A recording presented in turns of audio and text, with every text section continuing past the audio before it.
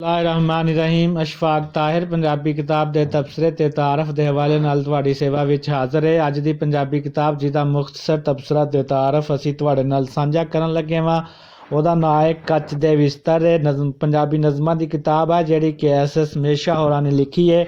ਇਸ ਕਿਤਾਬ ਨੂੰ ਸੁਚੇਤ ਪਬਲੀਕੇਸ਼ਨ ਲਾਹੌਰ ਨੇ 1997 ਵਿੱਚ ਛਾਪਿਆ ਹੈ, ਜਿਹੜੀ ਕਿ ਕੁੱਲ 88 ਸਫ਼ਿਆਂ ਉੱਤੇ ਮਬਨੀ ਹੈ। ਕਿਤਾਬ ਦਾ ਚੜਾਵਾ ਉਹਨਾਂ ਨੇ ਅਫਜ਼ਲ ਆਸਨ ਰੰਧਾਵਾ ਹੋਰਾਂ ਦੇ ਨਾਂ ਕੀਤਾ ਹੈ।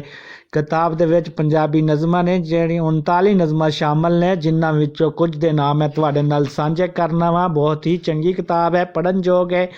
ਇਹ ਦੇਖੋ ਜੀ, ਚੀਕ ਬੁਲਬੁਲੀ, ਵਿੱਥ, ਲੀਕ, ਔਜੜ, ਸਵਾਗਤ, ਚੁੱਪ ਜਿਹਾ, ਸੁਲਗ ਦੀ ਮਹਿਕ, ਦੋਸਤੀ, ਨਿੱਕੇ ਦੁੱਖ, ਇਹੋ ਜਿਹੀਆਂ ਹੋਰ ਵੀ ਬਹੁਤ ਹੀ ਖੂਬਸੂਰਤ ਨਜ਼ਮਾਂ ਨੇ, ਪੜ੍ਹਨ ਯੋਗ ਹੈ। ਉਮੀਦ ਹੈ ਕਿ ਤੁਹਾਨੂੰ ਕਿਤਾਬ ਦਾ ਤਬਸਰਾ ਤੇ ਤਾਰਫ ਪਸੰਦ ਆਇਆ ਹੋਵੇਗਾ।